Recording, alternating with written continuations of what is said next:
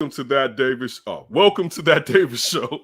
I'm always fortunate enough. But first of all, I'm Kenneth Davis. Follow me at That's Davis on all social media platforms. And again, I'm lucky enough to always be joined by executive producer of That Davis show and everything else, Ryan Bukovetsky. Follow him at Ryan B. Ski and Ryan B. Ski 1. On this show, what we're going to dabble in, or dibble-dabble a little bit in. The hibbity-dibbity-dabble? The hibbity-dibbity-dabbing. There was a Georgia cop in the small town of Millen, I believe, who dipped off the driven path for initially what I thought when I first initially saw it was to give back shots, all right, to say it in a crass way. But I guess after looking at it, after we were just investigating for the show, it was top, all right, as far as oral sex. And it kind of changes how I felt about it. All right, it kind of does, because initially I'm sitting here and I'm thinking that this cop, whose name is Larry Benjamin Thompson. All right, now as you can see, some worker on a communication tower is filming. First of all, how the hell did this guy see this? Just from the start. Oh, I guess he's up like, there. Let me just pull out the phone and just record this going down right now. Exactly. Listen, but think about it. If you're up there and you see someone pull to the side of the road, first of all, you're like, who are they here? Who and why are they here on this unbeaten, undriven road right here, right? Mm-hmm. And so, and I was mad at the communication tower guy for being in someone's business, right? Which I know I'm wrong, because this cop he was on duty. All right, he was in his uniform. He used a police car to pull off on the road and went behind his car to where this young lady serviced him. All right. Now, when I found out that it was oral sex, it made me switch up, because I'm like, wait, he was wrong for being on duty doing that. You never know what could have happened as far as where he needed to be. And you're doing a disservice to the people that are paying you your wages, right? But then when I found out it was oral sex, it made me feel like, wait, was this a service? Or was this, because at first I was like, all right, him and a girlfriend or a wife hooked up, right? Which, not saying it's wrong, but I'm like, okay, it's consensual, whatever. But now I'm like, okay, a cop on duty is behind a SUV receiving oral sex. Now, is this a payment of some, or a bribe? Is this a quid pro quo as far as to get this woman out of something, for this woman to get out of something? Or even if she is a sex worker, which if she's a sex worker, I have no issue with. He's still breaking the law while on duty, though. So I can understand people I have issue with that part. Not really. I don't care. I'm just being honest with you. You know what I'm saying? But the crazy part is Officer Thompson, Ryan, he quit before the chief wanted to talk to him, right? He just quits. He just quits. Like, listen, I know. Shorty was like, I know it's a rap, right? I know it's a rap. Ain't no reason for me to show. Look, I'll tell you this. I'm the type of person that, you don't have to do it bogus, but you can call me to fire me, right? Don't make me come in to fire me. All right? You didn't want to do, here's the badge, here's the gun, put it on the desk? Yeah, no. I'll drop it off. Right, I'll drop it off, but to make me carry my ass all the way someplace to send my ass back home. I remember on 420 in the year, I can't remember, but it was in college, right? One of my roommates, this was one of the craziest days ever, right? We're sitting at one of our buddies' house, right? And this might have been like my second 420 ever, where I was cognizant of it or whatever. It's like, it's 420. We're sitting there, we just light up, right? One of my boy, he worked over in the next town at the Sears. He got transferred from his job out in the burbs. Wow, name drop, by the way. Sears, right? So he because in college, it's hard to get a job in college. He transferred from his high school job down there, but he had to drive. It was in the next town or whatever, right? And I guess I got to run this story back. So my friend was stealing from Sears too, right? So he's the reason I don't have Sears anymore. He's the reason. Wait, hold on. This is how I found. I knew that was the problem. How could a great name like Sears go down? Right. So what he did one time was he had told us to come up there and get some stuff, and he rung it up, and then he would return the receipts to get the cash for it, right? So I got this actually that day. Hey, that's a good little find right there. It's nothing but a club now, right? Because I can't get it to open, right? I can't get it to open. It's nothing but a club. Sears flashlight turns into a club. It's a mag light, though. It's a mag light. It was quality for its day, right? So anyway, going back to the day 420. So mind you, he left. He might have spoken to us before he left, but he left. He was at our crib and we went up to our boy crib. So we're sitting there. It's a knock on the door. I don't know if BJ went to open the door or if the door was unlocked. But my buddy, Mike, forget it, I'm going to say his name. No worries. There's no Sears around to do anything. I mean, the time is past. I mean, it's not even for me to say that. So I mean, we don't have to, we can call out Gary at Blockbuster. I think it's safe now. Right. So look. The door opens and Mike is standing there. I'm like, what are you doing here? Right? That's my first reaction. I'm like, what are you doing here? And my other boy says straight up, he got fired, right? Like, he got fired. And I'm like, what? Word? Right? I'm like, word? And he had gotten fired for us and this, right? This fool went to like Sears and Paducah and had used the receipts or whatever, you know what I'm saying? And they ended up, they caught his ass, right? So he got fired. Damn. That is great. So he's like, I need to burn out. Oh yeah, he needed the evil leaf at this point. It gets even crazier, right? And I know this is about Officer Benjamin. I'll finish that story in a second. So we're sitting there that night. We're at the crib, right? My boy, this is my other boy. He was dealing with his ex-girlfriend and a new girlfriend, right? Now he just started dabbling because he had cut the ex off. He started double dipping. You know what I'm saying? The old double dipperoo. And different from the hibbity dibbity dabble. Hibbity dibbity. So we're downstairs. We had a townhouse, right? We're downstairs. The three of us, me. Wait, real quick. Is this an SIU? This is Lewis Park. Okay. This is Lewis I was Park. hoping this was SIU. This is no. See, where did you live at an SIU when you lived? Yeah, that's right. There was Lewis Park. I was dorms, Aspen, and Mill Street. Wait. Did you live? What area? Because you got TP written all over your ass. Oh, frat? No, Thompson Point. Oh no Thompson Point. I was Towers. No Thompson. Okay. Neely. Neely. Oh, see, you was that was a tower to be in if you was a pretty white boy.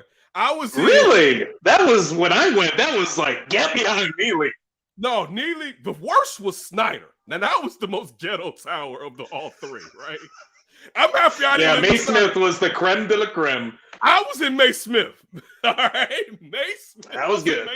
I was in May but Smith. The one positive with Neely is you had the lunch hall in the building. That was the best part. Neely. Now, when I went back to SIU, I was in Neely because that's where the older students lived at, right?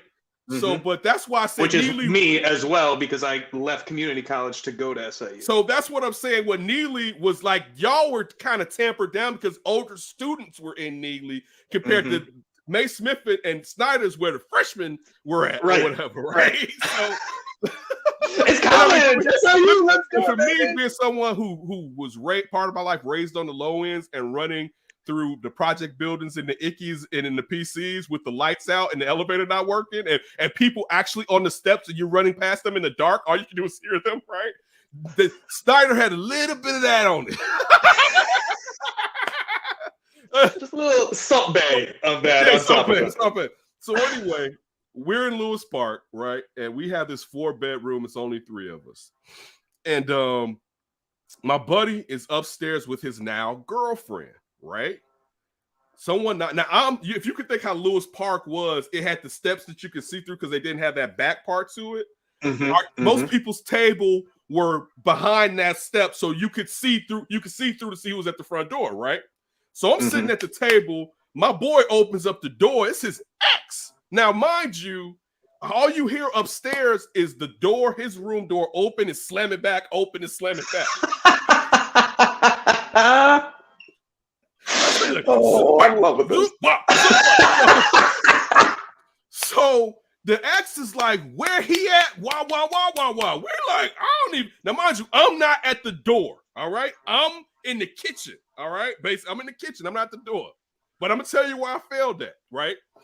So actually, BJ was there too. It was 4 of us there. Right? Think about it. BJ came, brought his ass over. The 420 was still going on. And when the ex is knocking on the door, have the proceedings of 420 happened, or is it still that was waiting? earlier. This is like the second session right here going on, right? Oh baby. So she really was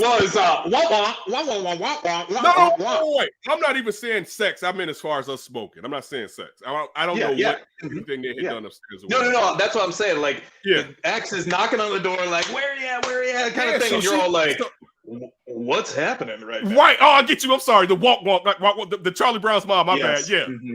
So no, it was more like, oh shit. So sitting there, and my boy, so she's like, where's he at? And of course, his now girlfriend is trying to get out the room to get to her, right? So all of a sudden, I believe she pushes I don't know if she pushes my boy out the way or just steps in the crib. I can't remember, right? But he didn't do anything to stop her. Again, me and him especially were keep your hands to yourself before, like, I don't touch women like that. All right, I'm just being very honest with you, right? So he lets her in, and she takes off running up the steps, right? Now, I have one option, Ryan. I can stick my hand through that step and grab her ankle, right? But she is going, like, she's hauling. She is going down. If I do, you might lose that hand or that wrist. If I do this, she is going to slam into the landing pad, right? It's like this, baby. Yeah, she's hauling ass. Like, she may have been skipping steps. So, I'm like, all right, grab her. I'm like, grab her, but man, dude, I don't want to get charged with this assault, let alone she already angry as fuck. And we knew her from freshman year when they were together. Like, she not really one you want to play with. All right. So, and she's got busted teeth everywhere because you grabbed her on the ankle, and now you got to make her a brand new smile. Exactly, right. Ain't no Smile Direct Club yet. We don't have it, baby. Not back then. So at this point, I don't even remember what they were doing upstairs. I think they were all talking. I can't remember the conversation. But me and my roommate, us two roommates who failed him, we decided we was gonna leave. Right? BJ was like, "I'ma stay." We like, dude, don't nobody need to be listening to what they business or whatever. We was like, at least one thing that we could do is leave. He got mad at us for leaving. It's like, but dude, all the business and tea is about to get spilled because we didn't really know everything he was doing, right? We knew, and the thing is too, we liked the ex too. We did like the ex. I have to say that we would go visit her because she had some friends. We would go and visit her. Nice. I love this story. She stayed on College Street when they had those studios and stuff that's on College or whatever, right? Okay. She lived over on College. So we would go over there, hang out with her and her girlfriends or whatever. So that, again, and the reason I'm pointing this out was just to show someone doing a dereliction of duty, as my friend did, getting all the way back to this cop, right? So, again, my issue, I know, right? That's left. That took us on a trip. Hey, that's fine. I just think you should have considered the other option. Just go for a round 3 session. That's what you should have done instead of getting involved. Just spark this baby up. Maybe it'll all go away.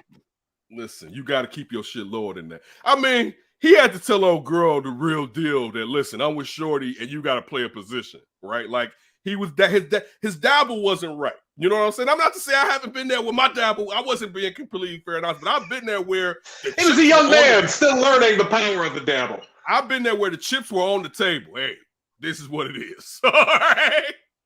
You know, up front through the door. Because I love how the tone came down with that. Because if you never know how far you can get with honesty, people. I'm telling you that now. And I've been a liar and I've been honest. True.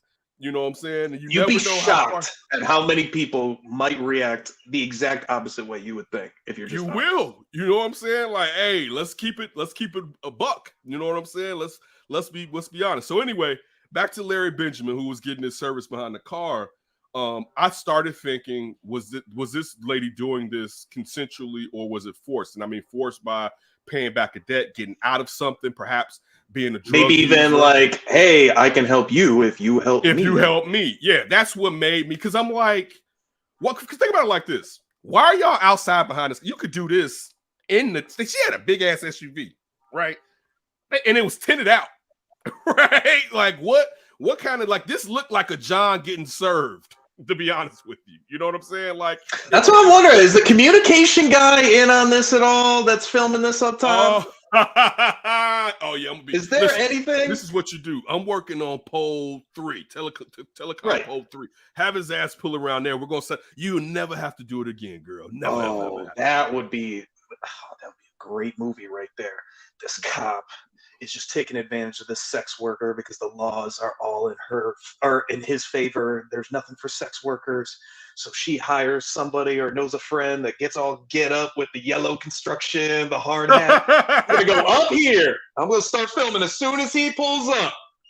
But listen, that would add to while we're speculating why it was outdoors. Because he's like, if you do it in the car, tell him I want to do it outside. Right, If you right. do it in the car, Right. you're going to get caught. So anyway, this is to add to it real quick. Because he has a history of being an F up, right? While working for the Millen Fire Department in 2017, Thompson allegedly discharged his gun, shooting a colleague in the arm. He claimed the gun malfunctioned while he was cleaning it, but an internal probe found the weapon had no malfunction.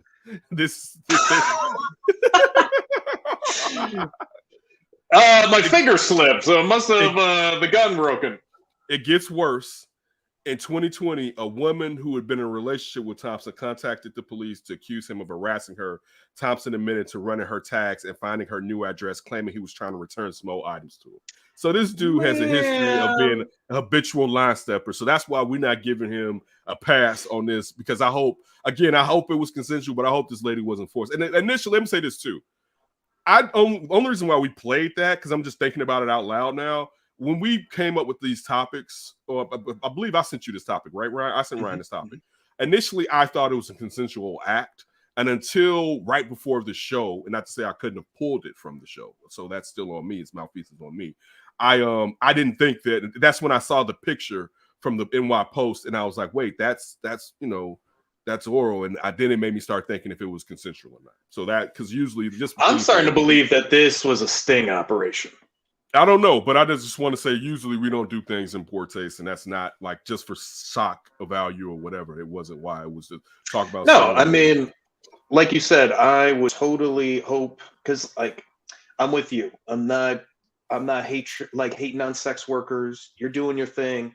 It's dangerous out there for men and women that are being a part of this industry, if you will. And usually laws outside of like a place like maybe Vegas. And the LGBTQ plus community, and however, so yeah.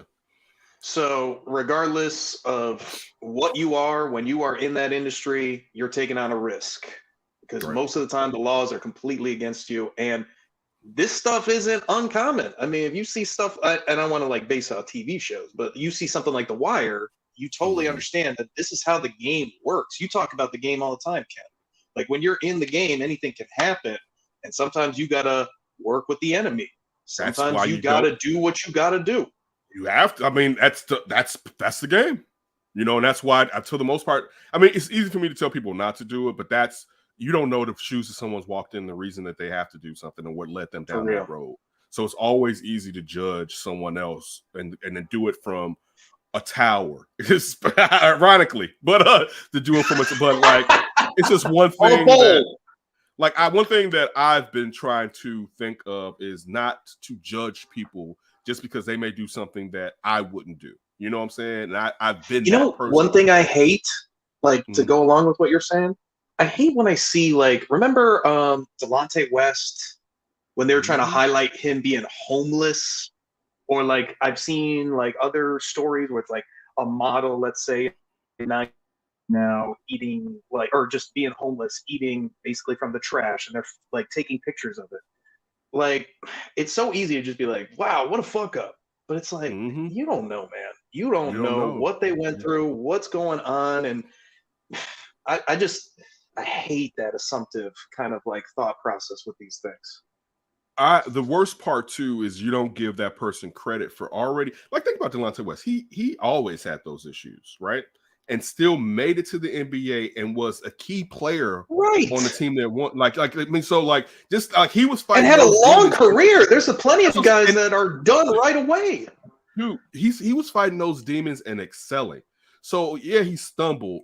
But I'll tell you this is one thing. I saw this kid yesterday or something on Instagram. This is one thing I really don't like. He was on Instagram, and I don't know if one of his parents died, but they had cash restraints or whatever.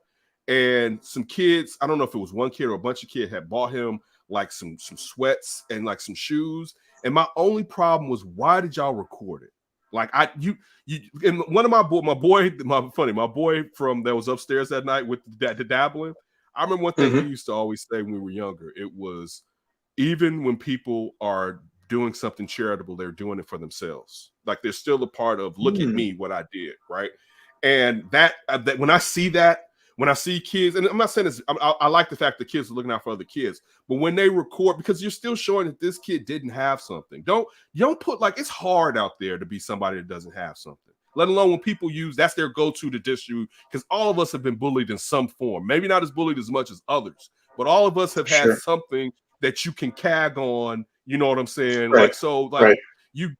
So like the first thing to go to, you bummy or whatever, you don't got no money, like, so if you do, help him out, but you don't have to record it. You know what I'm saying? You can still feel good in your heart for what you did. You don't need something for prosperity because you did something for someone else.